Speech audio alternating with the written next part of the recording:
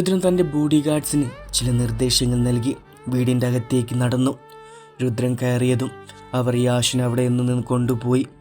രുദ്രൻ നേരെ അവൻ്റെ മുറിയിലേക്കാണ് പോയത്. രുദ്രൻ പൂട്ടിയ വാതിൽ തുറന്നതും ആദ്യം കണ്ടത് ഗൗരിയാണ്. ഗൗരി ഒരു മൂലയിൽ ഒതുങ്ങിയിരിക്കുകയായിരുന്നു. കരഞ്ഞുകൊണ്ട് തന്നെ ഗൗരിയുടെ കണ്ണുകൾ ചുവന്നിരുന്നു. ഗൗരിയെ ഈ ഒരു അവസ്ഥയിൽ കണ്ടപ്പോൾ രുദ്രന് വിഷമം തോന്നിയെങ്കിലും പെട്ടെന്ന് തന്നെ അവളോട് ദേഷ്യം വന്നു. ഗൗരി വിഷമിച്ചിരിക്കുന്ന യാഷിനെക്കുറിച്ച് ഓർത്താണെന്ന് രുദ്രന് മനസ്സിലായിരുന്നു. എന്തോ ഗൗരി മറ്റാരെയും സ്നേഹിക്കുന്നത് പോലും അവനിഷ്ടമല്ലായിരുന്നു. രുദ്രൻ ഗൗരിയുടെ അടുത്തേക്ക് നടന്നു. ഗൗരി മുഖമുയർത്തി രുദ്രന് ദേഷ്യത്തോട് നോക്കി. തന്നോടുള്ള വെറുപ്പ് ഗൗരിയുടെ കണ്ണുകൾ വ്യക്തമായി രുദ്രന് കാണാമായിരുന്നു. രുദ്രൻ അവൻ്റെ കട്ടിൽ ചെന്നിരുന്നു. ഷെൽഫിൽ നിന്ന് ഒരു സിഗരറ്റ് പുറത്തേക്കെടുത്ത് അവൻ വളരെ സ്റ്റൈലിഷായി തന്നെ സിഗരറ്റ് കത്തിച്ച് ഒരു പഫ് എടുത്ത് വലിച്ചു. എനിക്ക് തോന്നി നീ അവൻ ഒരുപാട് സ്നേഹിക്കുന്നുണ്ടെന്ന്. രുദ്രൻ പറഞ്ഞത് കേട്ടതും ഗൗരി രുദ്രനെ വെറുപ്പോടെ നോക്കി. എന്താണ് നിങ്ങൾക്ക് വേണ്ടത്? നിങ്ങൾ എന്തിനാ എൻ്റെ യാഷിനെ ഇത്രയും ക്രൂരമായി തല്ലിയത്? നിങ്ങളല്ല തല്ലിയതെങ്കിലും നിങ്ങളുടെ ബോഡി ഗാർഡ്സിനോട് പറഞ്ഞെൻ്റെ യാഷിനെ നിങ്ങൾക്ക് എൻ്റെ യാഷിനോട് ഒരു ശത്രുതയില്ല. പിന്നെ എന്തിനാണ് നിങ്ങൾ അവനോട് ഇത്ര മോശമായി പെരുമാറിയത്? ഗൗരി പറഞ്ഞു കഴിഞ്ഞതു ശേഷം രുദ്രൻ വീണ്ടും ഒരു സിഗരറ്റ് വലിച്ചു. നീ മറന്നു ഗൗരി? നീ 6 മാസത്തെ കൗണ്ടർ പേപ്പറിൽ സൈൻ ചെയ്ത കാര്യം. 6 മാസം വരെ നീ എൻ്റെ കാമുകിയാണ്. പിന്നെ എൻ്റെ മുന്നിൽ വെച്ച് മറ്റൊരാളെ നിൻ്റെ എൻ്റെ എന്നൊക്കെ വിളിച്ചാവുണ്ടല്ലോ. രുദ്രൻ പറഞ്ഞത് കേട്ടതും ഗൗരിക്ക് അവളുടെ ദേഷ്യം നിയന്ത്രിക്കാൻ കഴിഞ്ഞില്ല. അവൾ നിലത്തിൽ നിന്ന് എഴുന്നേറ്റു. കത്തുന്ന കണ്ണുകളോടെ രുദ്രനെ നോക്കി. രുദ്രനാഥ്, നിങ്ങൾ ശരിക്കും ഒരു സൈക്കോ ആണ്. മറ്റുള്ളവരുടെ ഫീലിങ്സ് മനസ്സിലാക്കാൻ കഴിയാത്ത സൈക്കോ. ഒരു പേപ്പറിൽ ഒപ്പിട്ടെന്ന് കരുതി ഞാൻ നിങ്ങളുടെ കാമുകയല്ല, നിങ്ങൾ എൻ്റെ കാമുകനുമല്ല. അതുകൊണ്ട് ഞാൻ ആരെ സ്നേഹിക്കുന്നു എന്നത് എൻ്റെ വ്യക്തിപരമായ കാര്യമാണ്. അതിൽ നിങ്ങൾ ഇടപെടേണ്ടതില്ല. നിങ്ങളെൻ്റെ ആരുമല്ല. നിങ്ങൾ എന്നെ സ്നേഹിക്കുന്നുണ്ടോ? ഇല്ലല്ലോ. ഇനി നിങ്ങൾ എന്നെ സ്നേഹിക്കുന്നുണ്ടെങ്കിലും എനിക്ക് നിങ്ങളെ സ്നേഹിക്കാനാവില്ലടോ. കാരണം എൻ്റെ യാഷ്, അവനെ മാത്രമേ ഞാൻ അന്ന് ഇന്നും ഇനി എന്നും സ്നേഹിക്കുള്ളൂ. ഗൗരി രുദ്രയെ നോക്കി പുച്ഛത്തോടെ പറഞ്ഞു. എൻ്റെ പ്രാണനാണ് യാഷ്. ഞങ്ങൾ തമ്മിൽ ഇഷ്ടത്തിലാണ്. എന്നിൽ നിന്ന് നിങ്ങൾക്കൊരിക്കലും ഞങ്ങളെ വേർപ്പെടുത്താനാവില്ല. രുദ്രൻ്റെ കൂർപ്പിച്ച് നോട്ടം കണ്ടതും ഗൗരി ചെറുതായി ഒന്ന് ഭയന്നിരുന്നു. എന്തിനാണ് നിങ്ങളെന്നെ കൂർപ്പിച്ച് നോക്കുന്നത്? നിങ്ങളുടെ കൂർപ്പിച്ചുള്ള ഈ നോട്ടം കണ്ട ഞാൻ പേടിക്കുമെന്ന് നിങ്ങൾ കരുതിയോ? ഉള്ളിൽ രുദ്രനോട് ചെറുതായി ഭയമുണ്ടെങ്കിലും അവൾ അത് അവൻ്റെ മുന്നിൽ കാണിച്ചില്ല. രുദ്രൻ ഗൗരിയുടെ അടുത്തേക്ക് നടന്നെടുത്തു. അവൻ വരുന്നതിനനുസരിച്ച് അവൾ പിറകിലോട്ട് നീങ്ങി. ഒടുവിൽ ഗൗരി ഭിത്തിയോട് ചേർന്ന് നിന്നു. രുദ്രൻ ദേഷ്യത്തോട് അവൻ്റെ കൈ ഗൗരിയുടെ താടിയിൽ മുറുകെ പിടിച്ചു. നീ അധികം പ്രസംഗിക്കൊന്നും വേണ്ട. നീയോ ഇപ്പം എൻ്റെ വീട്ടിലാണ് കഴിയുന്നത്. അതുകൊണ്ട് അടങ്ങി ഒതുങ്ങി എവിടെ ഇരുന്നില്ലെങ്കിൽ അറിയാലോ നിനക്കെന്നെ. ഞാൻ പിന്നെ ഒരു പിശാചായി മാറും. രുദ്രൻ അത് പറഞ്ഞു പോവാൻ നിന്നതും അവൾ അവനെ പിന്നിൽ നിന്ന് വിളിച്ചു. അതെ, യാഷ് എവിടെയാണ്? നിങ്ങൾ അവൻ എന്തെങ്കിലും ചെയ്തു? പ്ലീസ് ഒന്ന് പറയുന്നുണ്ടോ? രുദ്രൻ ഗൗരിയുടെ കയ്യിൽ മുറുകെ പിടിച്ചു അവൻ്റെ മുറിയിൽ നിന്ന് പുറത്താക്കി. പോ, എൻ്റെ കൺമുന്നിൽ നിന്ന്. നിന്നെ കാണാൻ പാടില്ല. നിന്നെ കാണുമ്പോൾ എനിക്ക് നിന്നെ കൊല്ലാനാണ് തോന്നുന്നത്. ഹലോ മിസ്റ്റർ, നിങ്ങളാണ് എന്നെ ഇവിടേക്ക് തട്ടിക്കൊണ്ട് വന്നിരിക്കുന്നത്. ഞാനിവിടെ നിന്ന് പോകാൻ റെഡി തന്നെയാണ്. എനിക്ക് നിങ്ങളെ കാണുമ്പോൾ അരിച്ച് കുടിക്കാനാണ് തോന്നുന്നത്. ഗൗരി രുദ്രനെ ദേഷ്യത്തോടെ കൂർപ്പിച്ച് നോക്കിക്കൊണ്ട് അവിടെ നിന്ന് പോയി. ഇതിനൊക്കെ കാരണം ഞാനാണ്. എൻ്റെ ഈശ്വര, എനിക്കിതെന്തിൻ്റെ കേടായിരുന്നു? ആ കാട്ടിൽ വെച്ച് ഇയാൾ ആ മനുഷ്യനെ കൊല്ലുന്ന നേരിൽ കണ്ടത് കൊണ്ടല്ലേ എന്നെ ഇപ്പോൾ ഇയാൾ ഇവിടെ നിർത്തിയിരിക്കുന്നത്. എൻ്റെ യാഷ്, അവനിപ്പോൾ എവിടെയായിരിക്കും എൻ്റെ ഈശ്വര? ഗൗരി ചുറ്റും നോക്കി. അവിടെ ആരെയും അവൾ കണ്ടില്ല. അവൾ സ്റ്റെയർ ഇറങ്ങി പുറത്തേക്ക് നടന്നു. എൻ്റെ യാഷ്, അവൻ എവിടെയാണെങ്കിലും എനിക്കവനെ കണ്ടുപിടിച്ച് കാര്യങ്ങളെല്ലാം അവനോട് പറയണം. ഗൗരി വാതിലിന് പുറത്തേക്ക് പോകാൻ നിന്നതും രുദ്രൻ്റെ ബോഡി ഗാർഡ്സ് അവളെ തടഞ്ഞു. പ്ലീസ്, യാഷ് എവിടെയാണെന്ന് എന്നോടൊന്ന് പറയൂ. സോറി മാഡം, ഞങ്ങൾക്ക് മാഡത്തിനോടൊന്നും പറയാൻ കഴിയില്ല. ബോസ് അറിഞ്ഞ പിന്നെ ഞങ്ങളെ ആരും ജീവനോടെ വെക്കില്ല. ബോഡി ഗാർഡ്സ് പറയുന്ന കേട്ടതും ഗൗരിക്ക് വിഷമമായി. ഗൗരി കൂടുതലൊന്നും പറയാതെ അവളുടെ മുറിയിലേക്ക് പോയി. ഗൗരി പറഞ്ഞ കാര്യങ്ങളെക്കുറിച്ച് ചിന്തിച്ച് രുദ്രൻ തലവേദനിക്കാൻ തുടങ്ങി. ഗൗരി പറഞ്ഞ വാക്കുകൾ അവൻ്റെ മനസ്സിൽ വീണ്ടും വീണ്ടും മുഴങ്ങിക്കൊണ്ടിരുന്നു. നിങ്ങൾ എന്നെ സ്നേഹിക്കുന്നുണ്ടോ? ഗൗരി യാഷിനോടൊപ്പം കണ്ടപ്പോൾ രുദ്രൻ്റെ ദേഷ്യം ഇരട്ടിയായി മാറി. ഗൗരിയും യാഷും തമ്മിലുള്ള അടുപ്പം രുദ്രന് സഹിക്കാൻ പറ്റില്ലായിരുന്നു. രുദ്രൻ ദേഷ്യത്തോടെ ടേബിളുള്ളതെല്ലാം താഴേക്ക് വലിച്ചെറിഞ്ഞു. അവൻ പെട്ടെന്ന് ഫോണെടുത്ത് ആരെയോ വിളിച്ചു. ഹലോ, അവൻ ജീവിച്ചിരിപ്പുണ്ടോ അതോ മരിച്ചോ? അവനെ ഇപ്പൊ തന്നെ അവൻ്റെ വീട്ടിലേക്കാക്ക്. ഇത്രയും പറഞ്ഞ് രുദ്രൻ ഫോൺ കട്ട് ചെയ്ത് അതിനുശേഷം അവൻ ബാത്റൂമിലേക്ക് പോയി. അവൻ ഷവറിനടിയിൽ നിന്നു. തണുത്ത വെള്ളം അവൻ ദേഹത്ത് തട്ടി. എങ്കിലും അവൻ്റെ ഉള്ളിൽ എരിയുന്ന തീ കെടുത്താൻ വെള്ളത്തിന് കഴിഞ്ഞില്ല. രാത്രി 2 മണി കഴിഞ്ഞിരുന്നു. രുദ്രൻ അപ്പോഴും ഉറങ്ങിയിരുന്നില്ല. രുദ്രന് ഗൗരി ഒന്ന് കാണാൻ തോന്നി. കൺമുന്നിൽ കാണരുതെന്ന് അവളോട് അവൻ പറഞ്ഞെങ്കിലും രുദ്രൻ ഗൗരിയെ കാണാൻ തന്നെ തീരുമാനിച്ചു. രുദ്രൻ അവൻ്റെ മുറിയിൽ നിന്നിറങ്ങി ഗൗരിയുടെ മുന്നിൽ ലക്ഷ്യം വെച്ച് നടന്നു. അവളുടെ മുറിയുടെ വാതിൽ തുറന്നു. രുദ്രൻ അകത്തേക്ക് കയറി. കട്ടിലിൽ ഒരു വശത്ത് ചുരുണ്ടുകൂടി ഉറങ്ങുന്ന ഗൗരി അവൻ കണ്ടു. രുദ്രന് ഗൗരിയെ കണ്ടപ്പോൾ അല്പം ആശ്വാസം തോന്നി. അവൻ പതുക്കെ അവളുടെ കട്ടിലേക്കിരുന്നു. ഗൗരി നല്ല ഉറക്കമാണ്. അവൾ കരഞ്ഞിട്ടുണ്ടെന്ന് രുദ്രന് അവളുടെ മുഖം കണ്ടപ്പോൾ മനസ്സിലായിരുന്നു. രുദ്രൻ ഗൗരിക്ക് പുതപ്പിച്ചു കൊടുത്തു. നിന്നെപ്പോലൊരു വാശിക്കറിയ പെൺകുട്ടിയെ ഞാനിതുവരെ കണ്ടിട്ടില്ല. നീ എന്താ പറഞ്ഞ്? ഞാൻ നിന്നെ സ്നേഹിക്കുന്നുണ്ടെന്നും? ഒരിക്കലുമില്ല. ഈ രുദ്രൻ അതിൻ്റെ മനസ്സിൽ നീയുമില്ല, ഒരു പെണ്ണുമില്ല. അതും പറഞ്ഞുകൊണ്ട് രുദ്രൻ അവളുടെ മുറിയിൽ നിന്നും ഇറങ്ങി. രുദ്രൻ്റെ മനസ്സിലെവിടെയോ പ്രണയത്തിൻ്റെ വിത്ത് വിരിഞ്ഞിരുന്നു. അവൻ പോലും അറിയാതെ. രുദ്രൻ്റെ ബോഡി ഗാർഡ്സ് യാഷിനെ അവൻ്റെ വീടിൻ്റെ മതിലിൻ്റെ അടുത്ത് അവനെ കിടത്തിയ ശേഷം അവർ അവിടെ നിന്ന് പോയി. ഇതൊന്നും അറിയാതെ യാഷിൻ്റെ ഫോണിലേക്ക് വിളിച്ചുകൊണ്ടിരിക്കുകയാണ് SP വിജയ്ദേവ്. ഈശ്വര, എൻ്റെ മോന്! അവൻ ആ രുദ്രൻ്റെ വീട്ടിലേക്കാണ് പോയത്. എൻ്റെ കുഞ്ഞിനെ അവനെ കൊന്നു കാണും. ദേവ് ടെൻഷനോടെ യാഷിനെ കാണാത്തിൽ വിഷമിച്ചിരുന്നു.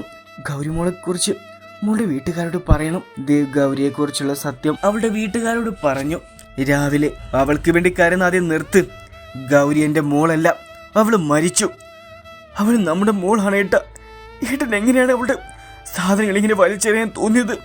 നമ്മുടെ മോളും അവളും നമ്മുടെ മോളാണെങ്കിൽ അവൾ നമ്മളെക്കുറിച്ചും നമ്മുടെ ബഹുമാനത്തെക്കുറിച്ചും ചിന്തിക്കുമായിരുന്നു. ഏതെങ്കിലും ആണുങ്ങളുമായി ഒളിച്ചോട് പോവല്ല വേണ്ട. ഗൗരിയുടെ അനിയൻ ഗൗതം സ്കൂളിൽ നിന്ന് തിരിച്ചെത്തിയതും കണ്ടതും സഹോദരിയുടെ സാധനങ്ങൾ കത്തിയെരിയുന്നതാണ്.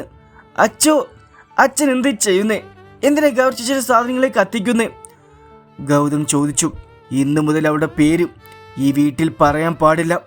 നിങ്ങൾ ആരെങ്കിലും അവളെ കാണാൻ ശ്രമിച്ചാൽ പിന്നെ അവളുടെ കൂടെ നിൽക്കേണ്ടി വരും. ഇവിടേക്ക് പിന്നെ ഒരു തിരിച്ചുവരവ് ഉണ്ടായിരിക്കില്ല. അമ്മ, അച്ഛൻ എന്തൊക്കെയാ പറയുന്നേ? ചേച്ചി, എൻ്റെ ചേച്ചി എവിടെയാണെന്ന് കണ്ടുപിടിച്ചോ? അമ്മ കരുതെന്ന് പറയുന്നുണ്ടോ? ഗൗരിയുടെ അമ്മ ഒന്നും പറയാതെ നിലത്തേക്ക് ഊർന്നിരുന്നു.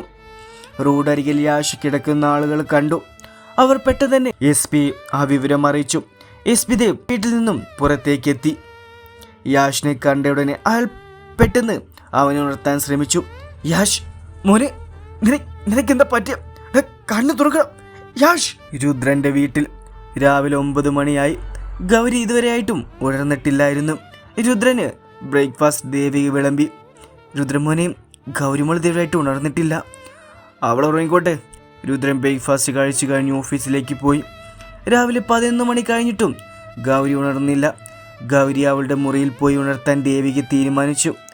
ഗൗരിയുടെ മുറിയിൽ ദേവിക ചെന്നപ്പോൾ കണ്ടത് ഗൗരി കിടക്കുന്നത്. ഗൗരി, മോളെ ഗൗരി.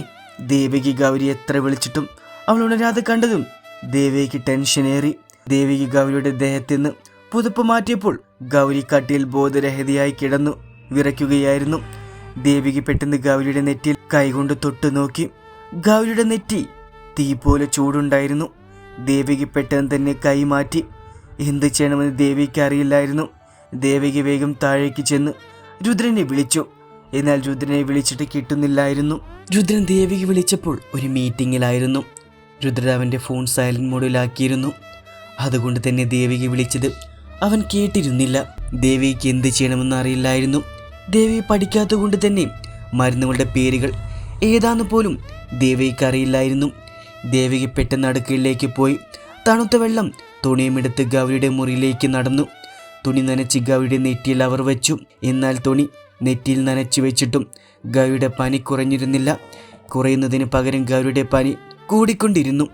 ദേവിക്ക് എന്താ ചെയ്യേണ്ടതെന്ന് പോലും അറിയില്ലായിരുന്നു. അപ്പോഴാണ് ഒരു വേലക്കാരി മുകളിലേക്ക് ഓടി വന്ന് ദേവികയോട് പറഞ്ഞത്. ദേവി ചേച്ചി, സാറിൻ്റെ ഒരു കോളുണ്ട്. ദേവിക വേഗം താഴേക്ക് പോയി ഫോൺ എടുത്ത ഉടനെ രുദ്ര എന്താണെന്ന് ചോദിച്ചു. രുദ്രകുഞ്ഞ്, ഗൗരി മോൾക്ക് നല്ല പനി.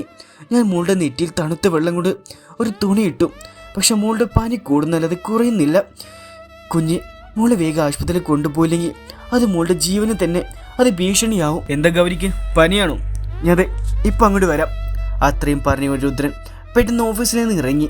വീട്ടിലെത്തിയതും അവൻ കാറിൽ നിന്നും ഇറങ്ങി വേഗം ഗൗരിയുടെ റൂമിലേക്ക് ഓടി. ഗൗരിക്ക് ഇപ്പം എങ്ങനെയുണ്ട്? മോൾക്ക് ഇപ്പോഴും നല്ല പനിയുണ്ട് കുഞ്ഞ്, ദേവിക ആകുലതയോടെ രുദ്രനോട് പറഞ്ഞു. രുദ്രൻ ആദ്യം ഗൗരിയുടെ നെറ്റിയിൽ തൊട്ട് നോക്കി, പിന്നെ അവളുടെ നാടി പിടിച്ച് പരിശോധിച്ചു. അതിനുശേഷം രുദ്രൻ നേരെ തൻ്റെ മുറിയിലേക്ക് പോയി. അവൻ്റെ മുറിക്കുള്ളിൽ വേറൊരു മുറി കൂടി ഉണ്ടായിരുന്നു. അതൊരു മെഡിക്കൽ സ്റ്റോർ ആയിരുന്നു. കുട്ടിക്കാരമെന്ന ഡോക്ടറുടെ അടുത്തേക്ക് പോകുന്ന രുദ്രന് ഇഷ്ടമല്ലായിരുന്നു. അതുകൊണ്ട് തന്നെ മിക്ക മരുന്നുകളും രുദ്രൻ അവൻ്റെ അടുത്ത് സൂക്ഷിച്ചു വെച്ചിരുന്നു. രുദ്രൻ ആ മുറിയിൽ സൂക്ഷിച്ചു വെച്ച് കുറച്ച് മരുന്നുകൾ എടുത്ത് ഗൗരിയുടെ മുറിയിലേക്ക് ഓടി.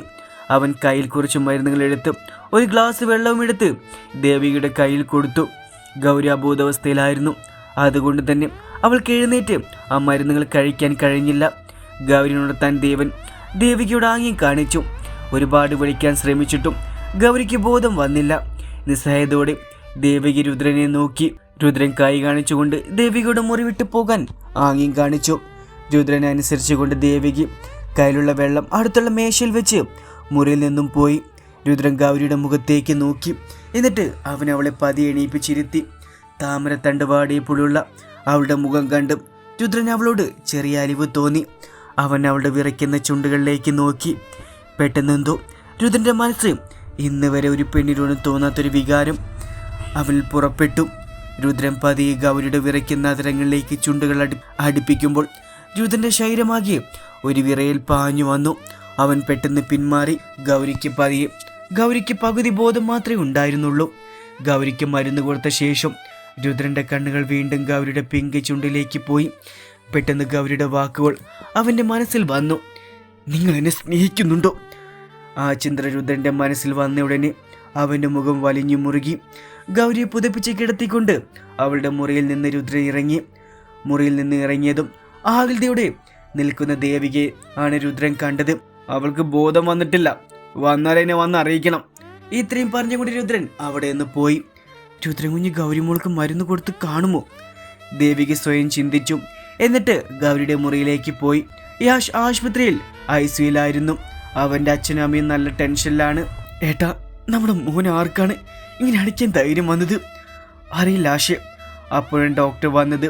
ഡോക്ടറെ കണ്ടതും രണ്ടുപേരും യാഷിൻ്റെ കാര്യം തിരക്കി. നിങ്ങളുടെ മകനും ബോധം വന്നിട്ടുണ്ട്, നിങ്ങൾക്ക് കയറി കാണാം. അത്രയും പറഞ്ഞതിന് ശേഷം ഡോക്ടർ അവിടെ നിന്ന് പോയി. ആശയും ദേവും ഐസിൻ്റെ ഉള്ളിലേക്ക് കയറി. അവർ അകത്തേക്ക് കയറിയപ്പോൾ യാഷയെ നൽകാൻ ശ്രമിക്കുന്നതാണ് അവർ കണ്ടത്. ആശയും ദേവും പെട്ടെന്ന് യാഷിൻ്റെ അടുത്തേക്ക് വന്നു. മോനെ യാഷ്, നീ എന്തേ ചെയ്യുന്നേ?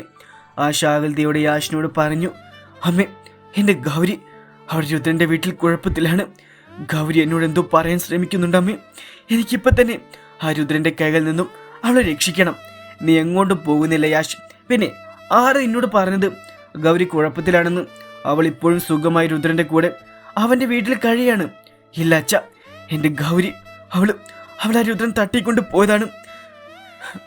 അവളാണല്ലോ രുദ്രയാളെ കൊല്ലുന്നത് നേരിൽ കണ്ടത്. യാഷ് മനസ്സിൽ പറഞ്ഞു. എനിക്ക് അങ്ങോട്ട് പോയി എൻ്റെ ഗൗരിയെ രക്ഷിക്കണം. നീ എങ്ങും പോകുന്നില്ല യാഷ്. അച്ഛൻ പറയുന്നത് കേൾക്കുമോ? ഇനി നീ അങ്ങോട്ട് പോയാൽ നിന്നെ ഞങ്ങൾക്ക് നഷ്ടമാവും. അതുകൊണ്ട് ഇവിടെ നിന്ന് വീട്ടിലേക്കല്ലാതെ നീ എങ്ങോട്ടും പോകുന്നില്ല. എനിക്ക് മനസ്സിലാവുന്നില്ല, ആരാണ് നിന്നെ ഇത്ര അധികം അടിച്ചെന്ന്? ആരാണ് നിന്നെ ഇങ്ങനെ അവസ്ഥയിലാക്കിയത്? യാഷ് അവൻ്റെ അച്ഛൻ പറയുന്നത് കേട്ട് മിണ്ടാതിരുന്നു. സത്യം അറിഞ്ഞാൽ ദേവ് നഷ്ടപ്പെടുമെന്ന് അവനറിയാം. എനിക്കറിയില്ല അച്ഛൻ, ഞാൻ രാത്രി പോകുന്ന വഴിയിൽ വെച്ച് എന്നെ ആരൊക്കെ ചേർന്ന് അടിച്ചു. അവർ ആരെന്ന് എനിക്കറിയില്ല. നീ കോളേജിൽ ആരെങ്കിലും വായിക്കിട്ടുണ്ടാവും. അക്കാര്യത്തിൽ നീ മിടുക്കനാണല്ലോ. ആശ ദേഷ്യത്തോടെ യാഷ നോക്കി പറഞ്ഞു. ആശ പറഞ്ഞു കേട്ട് യാഷ ഒന്നും പറഞ്ഞില്ല. ആശ നിർത്ത്, നീ എന്തിനാ യാഷ ചീത്ത പറയുന്നത്? അവനെ നീ ഒന്നും പറയുന്നതും വേണ്ട. അത്രയും പറഞ്ഞുകൊണ്ട് ദേവ് യാഷിനെ ചേർത്ത് പിടിച്ചു. അപ്പോഴാണ് യാഷിനെ ചില ഫ്രണ്ട്സ് അകത്തേക്ക് വന്നത്. രുദ്രൻ്റെ വീട്ടിൽ ഗൗരി പതുക്കെ കണ്ണു തുറന്നു. അവൾ കണ്ണു തുറന്നതും ദേവികി അവളുടെ അടുത്തിരിക്കുന്നതാണ് ഗൗരി കണ്ടത്. ഗൗരി കണ്ണു തുറന്ന് കണ്ടതും ദേവിക്ക് ആശ്വാസമായി. ഗൗരി എണീക്കാൻ നോക്കിയതും ദേവിക തടഞ്ഞു.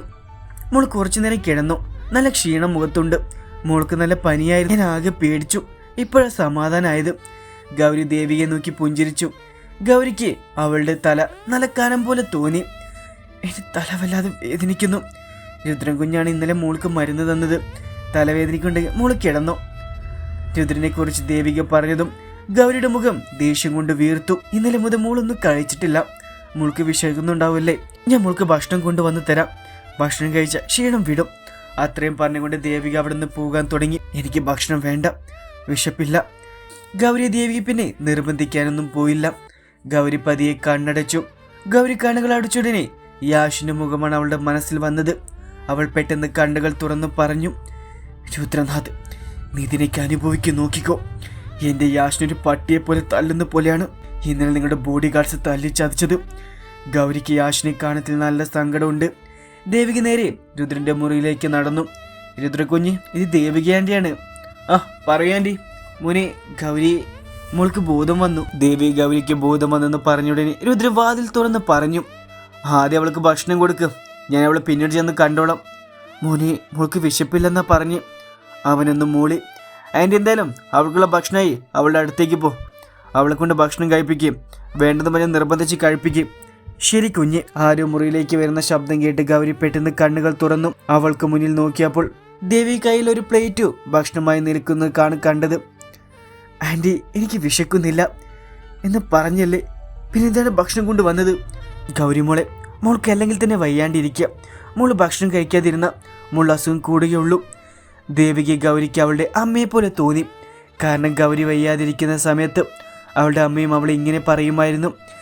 ഗൗരി ദേവിയെ കെട്ടിപ്പിടിച്ച് ഉറക്കെ കരയാൻ തുടങ്ങി. രുദ്രൻ, അയാൾ ഒറ്റൊരുത്തൻ കാരണമാണ് ഇന്നെനിക്ക് മോശം പേര് വന്നത്. എൻ്റെ അമ്മയും അച്ഛനും അനിയനും എൻ്റെ കുടുംബം എന്നെ കാണാതെ എത്രമാത്രം വിഷമിക്കുന്നുണ്ടായിരിക്കും. മോള് പറഞ്ഞ ശരി തന്നെയാണ്. എന്നാൽ രുദ്രൻ കുഞ്ഞ് നല്ലവൻ തന്നെയായിരുന്നു. സാഹചര്യമാണ് മോളെ രുദ്രൻ കുഞ്ഞിനെ ക്രൂരനാക്കിയത്. കുഞ്ഞിലെ തൊട്ട് രുദ്രമോൻ തനിച്ചായിരുന്നു. രുദ്രൻ കുഞ്ഞിനെ നോക്കാൻ കൂടി ആരുമില്ലായിരുന്നു. ഞാനും അവൻ്റെ മുത്തശ്ശിയുമാണ് അവനെ വളർത്തിയത്. അവനൊരു പിശാചാണ്. പിശാച്. ആരെയും അവന് മനസ്സിലാക്കാൻ കഴിയില്ല. ദേവകി ഗൗരിയോടൊന്നും പിന്നെ പറഞ്ഞില്ല. ദേവിക്ക് സ്വന്തം കൈകൊണ്ട് ഗൗരിക്ക് ഭക്ഷണം വാരിക്കൊടുത്തു. അവൾക്ക് ഭക്ഷണമെല്ലാം വാരിക്കൊടുത്ത ശേഷം ദേവി ഗൗരിയോട് കുളിക്കാൻ പറഞ്ഞു. എന്നാൽ ഗൗരിക്ക് ഒന്നും ചെയ്യാൻ തോന്നിയിരുന്നില്ല. മോളെ, മടി പിടിച്ചിരിക്കാതെ പോയി കുളിച്ചു വാ. ദേവിയെ നോക്കി ചിരിച്ചുകൊണ്ട് അവൾ ബാത്റൂമിലേക്ക് നടന്നു. ഗൗരിക്ക് കുളിച്ചപ്പോൾ ഇത്തിരി ആശ്വാസം തോന്നി. ഗൗരി ചുവന്ന നിറമുള്ള ചുരിദാറാണ് ഇട്ടിരുന്നത്. അവൾ ആ ചുരിദാറിൽ കൂടുതൽ സുന്ദരിയായി തോന്നി. ഗൗരി ഇപ്പോൾ മുന്നത്തേക്കാൾ വളരെ മെലിഞ്ഞു പോയിരുന്നു. കുറച്ചു നേരം മുറിയിലിരുന്ന ശേഷം അവൾ താഴേക്ക് പോയി. അവൾ താഴേക്ക് ചെന്നപ്പോൾ അവിടെ ഒരു ചെറുപ്പക്കാരൻ വന്നിരിക്കുന്ന അവൾ കണ്ടു. ഗൗരി സ്റ്റെയർ ഇറങ്ങുന്ന കണ്ട് രാകേഷിന്റെ കണ്ണുകൾ വിടർന്നു. രാകേഷ് നോക്കുന്നിടത്തേക്ക് രുദ്രനെ നോക്കി. രുദ്രന്റെ കണ്ണുകൾ ഗൗരിയിൽ ഉടക്കി. രുദ്രനെ കണ്ടതും ഗൗരിയുടെ മുഖം ദേഷ്യം കൊണ്ട് വീർത്തു. രുദ്രന് ഗൗരിയുടെ മുഖം കണ്ട് ചിരി വന്നു. ഗൗരിയെ തന്നെ നോക്കിയിരുന്ന രാകേഷ് അവന്റെ ഫോൺ വന്ന് പുറത്തേക്ക് പോയി.